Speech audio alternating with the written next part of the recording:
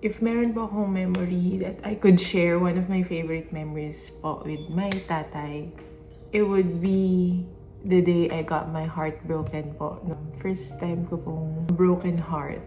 I remember, iyak po ako noon na iyak sa kabilang kwarto. Siguro narinig po niya, na overhear po niya. Kinabukasan, it's my first day sa trabaho ko po sa Makati Med as a nurse. So I have to show up.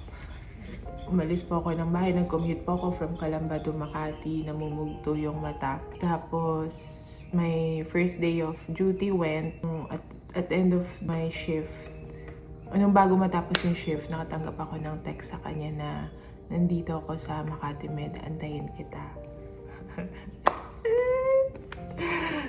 Text ng tatay ko. So, I was thinking, ano lang po, typical na si tatay, susunduin lang ako after work. Pero, nimit ko po siya sa fast food po. Baka, I forgot kung Burger King po or McDo, nandun po siya. Tapos meron siya cheeseburger. Naka-prepare siya cheeseburger na order sa akin.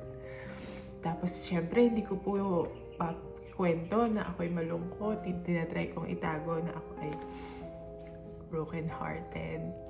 Pero sa conversation po namin, siya nagsalita na, huwag ka na umiyak, hindi yun worth it. Tapos lalo po ako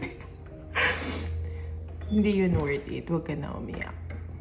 Habang kumakain po ako ng cheeseburger. Habang pinapakain niya ako ng cheeseburger.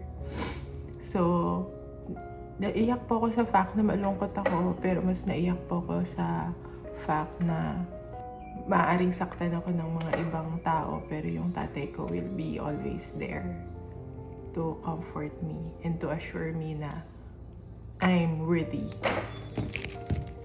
Kung may isang lalaking sigurado akong mahal ako, it would be my tatay.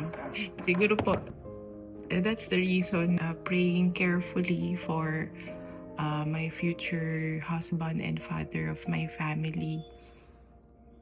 Malaking influence po nun is because yung standard po na pinakita sa akin ng tatay ko on how to love and how to serve his family. I'm really praying for someone like him na strong but gentle, generous, kind also, a provider, and very loving po sa mama namin. Even before po, nung bago po mag-fully surrender ang tatay sa Lord, I already knew po that he is a good person, he's a good man. He may not be perfect. May mga bagay na inayos po ang Lord sa buhay niya, sa buhay namin, and I'm very grateful about it.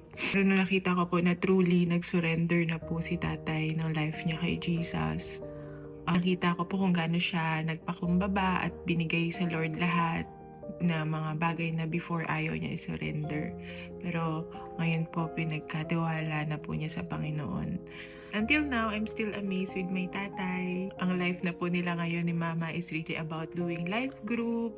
Magsisend po sila ng update sa amin. Nagpupunta po sila sa mga barangay to do life group. It's about serving God. Ayun na po yung joy nila.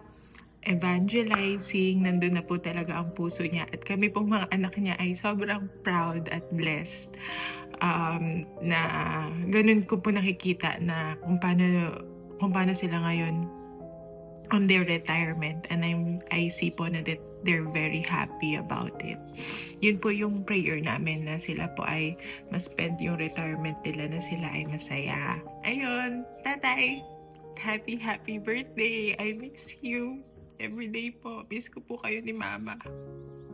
I'm so blessed and privileged kasi I have the great blessing to call you my father, to call you my tatay.